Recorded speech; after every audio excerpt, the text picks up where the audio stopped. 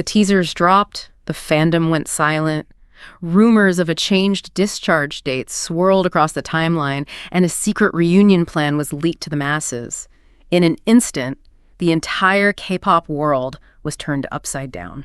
Welcome to StarScope K-Report. Yeah. Join Eric and Minji as they ride the Hallyu wave, uncovering the biggest K-pop comebacks, shocking industry controversies, and major K-drama updates. From internet-breaking rumors to historic chart milestones, we dive deep into the world of Korean entertainment. I am still, honestly, trying to process the absolute chaos of that week. Oh, yeah. Every single person in the fandom was just refreshing their feeds like their lives depended on it. Right. We had all that panic over the rumored discharge dates, and then the leak that they were, actually secretly in the studio together. Yeah. It just completely broke the internet. Which, makes perfect sense when we look at how the factual timeline actually played out. Yeah. So today, our mission is to do a massive deep dive into the absolute frenzy of the BTS military discharges. We need to unpack the covert operations behind their recording sessions. Yes, please. Their record-obliterating 10th studio album, Arirang, and how their massive return is quite literally reshaping the financial stock market of K-pop. Because it wasn't just a comeback, it felt like a complete cultural reset. It really was. It was a highly calculated media blitz based on reporting from NDTV and the Korea Jongang Daily. The exact discharge dates hit in rapid succession. Right. So RM and V were officially discharged on June 10th, 2025. Yep. Then, literally the very next day, June 11th, Jimin and Jungkook were discharged. See, that back-to-back scheduling gave everyone an absolute heart attack. Oh, total. Was that purely administrative, or do you think they planned it that way on purpose? Well, think about the mechanics of the news cycle, right? Sure. By aligning their discharge dates to within 24 hours of each other, BigHit basically engineered a 48-hour global media monopoly. Wow, yeah. It wasn't just about getting them out. It was a strategy to ensure that for 2 solid days, no other entertainment news could possibly break through the algorithm. That makes total sense. And you could just feel that pressure cooker of attention building up online. Mm-hmm. I mean, BigHit Music actually had to issue strict warnings via Weverse. Mm-hmm. They explicitly warned fans, do not visit the military bases, telling everyone to just convey their warm regards in their hearts. Yeah, and some critics always view those agency warnings as just standard PR posturing, right? Right. But in this case, the safety risks were incredibly real. We are talking about rural military outposts with extremely limited infrastructure. For sure. Overcrowding wasn't just a nuisance, it was a severe logistical threat to the actual military operations going on that day. And honestly, the fans really respected it. Oh, damn. Every army in the world wanted to be there, obviously, but they stayed away. But I think the wildest part of this whole timeline is the secret reunion that just completely blindsided all of us. Oh, yeah. While everyone online was hyperanalyzing the changing dates and making these wild theories about what the boys were doing, they were already quietly orchestrating the ultimate comeback. And the timeline of that reunion is what fascinates me the most. Mm-hmm. Because Suga finished his social service on June 21st, 2025. Right. At that point, all 7 members were officially out. And incredibly, by July 2025, they were already locked in a studio, secretly recording their new album. They literally didn't even take a breath. They just went straight in. And we wouldn't have even known if RM hadn't casually slipped a leak on Weverse in August. Just a casual drop. Right. Basically just saying they were working diligently. The collective scream that went up from K-Nets and international fans could probably be heard from the moon. It is deeply ironic when you think about it, though. BigHit's secrecy around those July recording sessions was practically a covert military operation all on its own. Oh, totally. You've got the NDAs, the closed-door studio sessions, the complete lockdown of information, all for guys who had literally just left the actual military. Literally just took off the uniform. Exactly. But looking at it from a fandom perspective, I do have to ask, why the rush? They had every right to take a 6-month hiatus. Why dive straight back into the studio in July? Because the bond they have with ARMY is just that consuming. They knew exactly how agonizing that hiatus felt for the fans. That's true. But also, look at the Weverse live streams they did right after getting out. Oh, the chaos. The absolute chaos. You could clearly tell how much they just missed being around each other. The Maknae line was entirely unhinged in the best way possible. Jungkook was on stream talking about literally sleeping on Jimin's shoulder in the barracks. Yeah, the dynamic between them genuinely didn't seem to miss a single beat. despite the isolation of their respective services. Not even a little bit. And we have to talk about their military antics because their different roles were just so perfectly matched to their personalities. They really were. We had Jin and J-Hope out there as the absolute terrors of the training grounds. They were elite drill instructors, and they both earned Special Warrior status. Which, earning Special Warrior status is no small feat in the Korean military. Right. It requires top-tier marks in physical fitness, advanced marksmanship, first aid. I mean, it is a highly rigorous standard that most active duty soldiers do not achieve. Total overachievers, as always. And then you have Jimin, who casually topped his class during basic training. Of course he did. Right. And he ended up delivering the oath at the completion ceremony. Total ace behavior. And then there's Jungkook, utilizing his golden mechany skills as a military cook. Yeah. Making these massive bulk meals for hundreds of soldiers every single day. Which requires an immense amount of grueling physical labor, by the way. Oh, I can't even imagine. He mentioned in a dispatch that cooking in bulk was completely different from cooking at home, obviously, but he still tried to make it as delicious as possible for his unit. So sweet. But, if we are talking about physical transformations, we have to look at V's time in the special duty team of the military police. Oh my gosh, the visual shock. Yeah. The entire fandom was absolutely reeling from his bulk up era. He went from this slender 62 kilograms right up to 80 kilograms. That's a massive jump. Huge. He was talking about eating gobangbap, which is basically rice stacked as high as a mountain in a bowl and working out relentlessly. Right. By the time of the live stream, he had dropped back to a really healthy 67 kilograms. But seeing those photos of him looking that massive in uniform was just wild. It definitely highlights the intense physical discipline required in the special duty team. Mm-hmm. But focusing solely on the physical bulk up, I think, ignores the very real psychological toll of their service, which I think is crucial to impartially analyze here. Yeah, that's a really good point. RM bravely opened up about his own severe struggles during his enlistment. That was incredibly difficult to hear. It was. He was playing the saxophone in the military band, which, sounds relatively peaceful on paper. Right. But he revealed that behind the scenes, he suffered from crippling insomnia. At one point, he was awake for 78 hours straight. 78 hours is terrifying. Like, your brain physically starts shutting down at that point. It is a dangerous level of sleep deprivation. And what makes it so fascinating from a psychological standpoint is the cause. Yeah.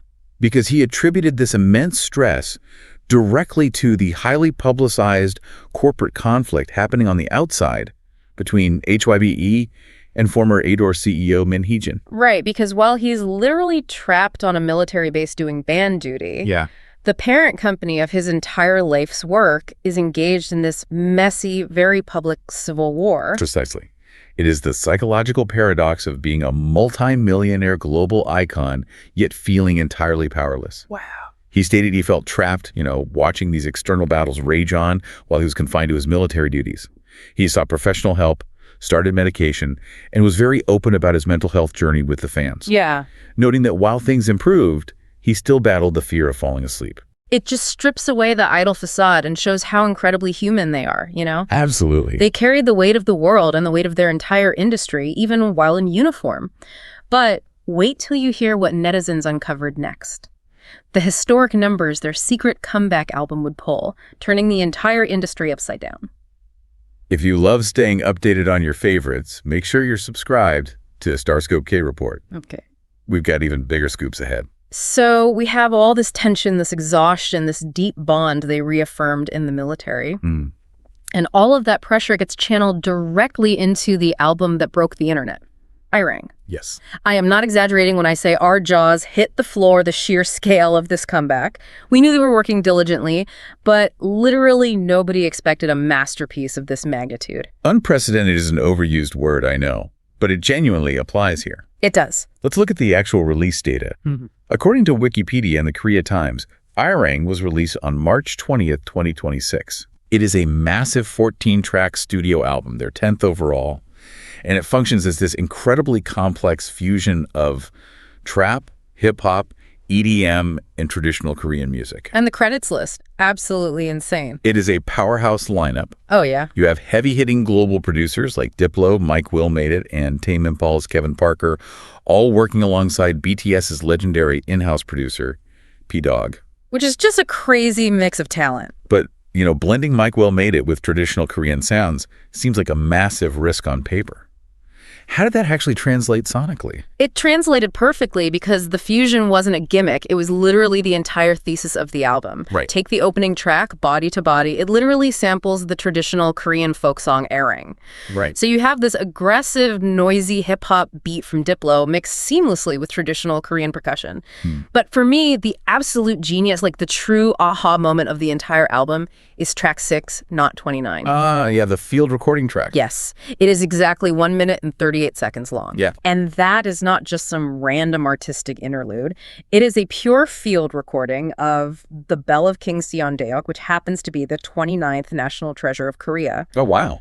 RM set the track length to exactly 1 minute and 38 seconds because that is the precise vibration time of the bell when it's struck. See, that level of microscopic artistic detail is staggering. It's mind-blowing. It is a direct statement of Korean identity embedded right in the middle of a massive global pop record. Exactly. It eyes them saying, we are back on the global stage, but our roots are completely immovable. And the market responded to that statement in a big way. The statistics are overwhelming. The album achieved a global all-kill. Which, for anyone new to the fandom, explains just how hard an all-kill is to pull off on a global scale. Right, so an all-kill in this context means it didn't just top one chart. No. It simultaneously obliterated every single major music chart around the world at the exact same time. Insane. We're talking number 1 on the US Billboard 200, moving 631,000 units in its first week alone. That made it their biggest US sales week, and the largest week by a group since Billboard started calculating units in 2014. Just casually shattering their own glass ceilings as they do. Exactly.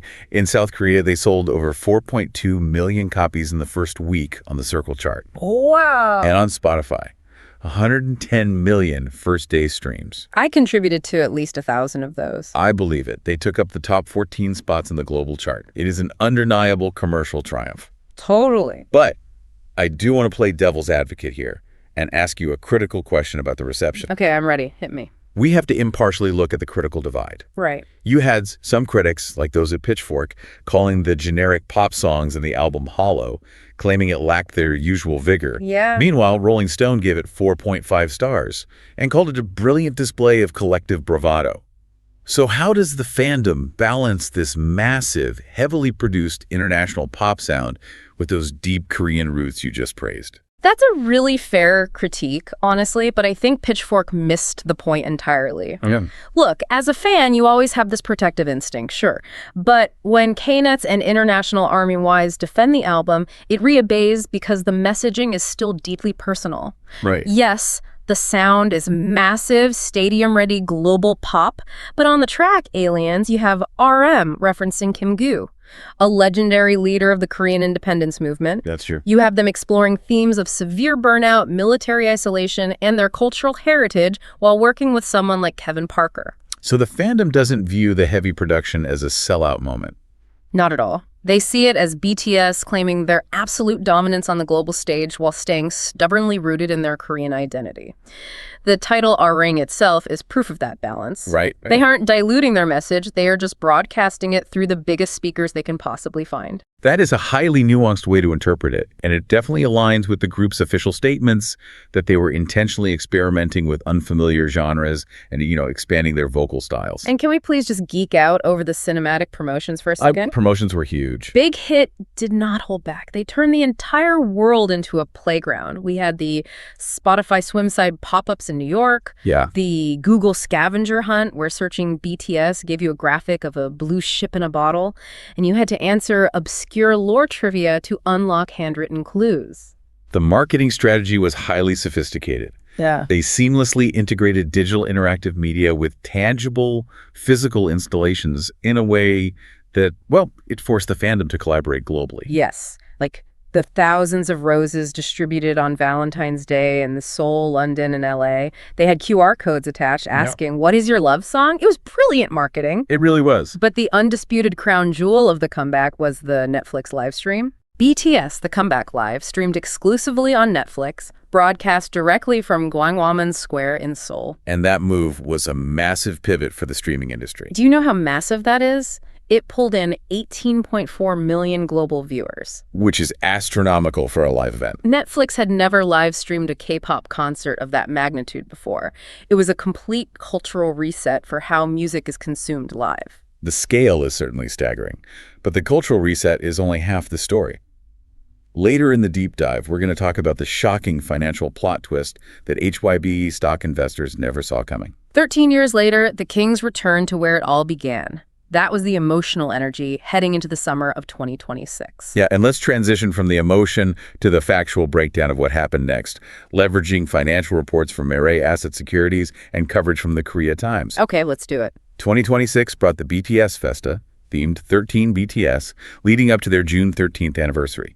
This was designed to mark a symbolic new chapter beyond their first 12 years. And the Festa content was just overflowing. We got the triumphant return of their legendary variety show with Run BTS 2.0. Yep. And then they dropped the deluxe vinyl of Arirang featuring an exclusive hidden track called Come Over, which was entirely produced by Suga. I read the reactions to that track were overwhelmingly emotional. Oh, it had everyone in tears. Really? Yeah, the vibe of that song is all about resilience and finding your way back to your loved ones after a long, dark period. It just perfectly encapsulated the military hiatus. And that momentum from the album perfectly transitioned into the Arirang World Tour. Yes. To give you an idea of the sheer volume we are talking about, they closed the North American leg at Allegiant Stadium in Las Vegas, having drawn 840,000 attendees across just 5 cities. Wait, 840,000 people in just 5 cities? Yeah. The logistics of moving that many people are mind-bending. It is literally the equivalent of moving a small country. But the true culmination of the celebrations happened in South Korea. They held 2 highly anticipated, sold-out shows at the Busan Asil Main Stadium on June 12th and 13th. The emotional weight of returning to Busan was indescribable. I bet. Because the last time they performed there was for the World Expo Bid Show back in October 2022. Right. That was the last time we saw them as a full group before the military hiatus began. Coming back to that exact stadium 13 years into their career as a full group again, it was the ultimate full-circle moment for the Hallyu wave. You could literally feel the history in the air. And while the fans were entirely focused on the history and the emotion, the financial sector was heavily focused on the numbers. Oh, I'm sure. Let's break down this billion-dollar boost. Following the massive success of the comeback and the tour announcement, Mirai Asset Securities lifted HYBE stock target price to an impressive 390,000 won. Which is a massive jump. But wasn't there, some hesitation from investors initially? There was. Yeah. There were genuine concerns in the market because of changes in the profit-sharing ratios following BTS's 3rd contract renewal. Right. Investors worried that HYBE's actual profit growth might not match their explosive revenue growth. That makes sense. But here's a financial plot twist. BigHit Music, the specific label housing BTS, boasts a gross margin in the 40% range. Wait, 40%? Yes. I know that's high, but help me visualize how crazy that actually is in the corporate world. Okay, to understand why a 40% margin is mind-blowing, think about it like a high-end restaurant. Okay. Most K-pop groups make a lot of money, sure. Yeah. But the label has to pay for the expensive ingredients, the outside chefs, the marketing, the waiters, the venue rentals, right, leaving them with maybe a 10 to 15% profit at the end of the day. Yeah. BTS is essentially growing their own ingredients by producing their own music, cooking it in-house, and delivering it directly to the fans via their own proprietary platform, Weverse. Oh, wow. So they basically own the entire ecosystem, completely cutting out the middlemen. Exactly. That allows them to pocket a 40% margin, which is roughly 10% higher than the other labels operating under the wider HYBE umbrella. That's incredible. They have an unparalleled ability to drive sales in extremely high-margin segments. Digital music, highly dedicated fan club activities, and massive online concert streaming. So their infrastructure is just fundamentally more profitable from the ground up. Yes. Just to put their sheer market dominance into perspective, okay, BTS alone accounts for 60% of HYBE's total Spotify streams. 60%? 60%. From one single group out of an entire multi-label mega corporation. That is just mind-blowing dominance. It truly is staggering. Their return didn't just boost fandom morale, it fundamentally reinforced the financial bedrock of their parent company. Hit that subscribe button so you never miss a KT update. Building on that financial report from HYBE, it leaves us with something really fascinating to ponder. During the years BTS was enlisted, HYBE didn't just sit still. No, they definitely did not. They strategically debuted highly anticipated new groups, like TWS, to maintain stability and revenue. Right. And right now, they're preparing to debut a brand new big hit boy band just ahead of TXT's upcoming contract renewal. The corporate machine never stops turning. It never does. But it raises a profound question for the future of the industry. Okay. As BTS returns to undeniably dominate the charts, the global stadium tours, and the streaming numbers, how will this massive sun-blocking shadow affect the new generation of K-pop groups that its HYBE explicitly built to survive without them? Wow, yeah. Will these younger groups thrive alongside the titans, or will they struggle for sunlight? That is a billion-one question right there. We are entering a completely new, uncharted era for the Hallyu wave. You've been listening to StarScope K-Report, where Eric and Minji bring you the stories shaping K-pop, K-dramas, and the global Hallyu wave. Thanks for tuning in, and don't forget to subscribe for more stories that keep the stars shining.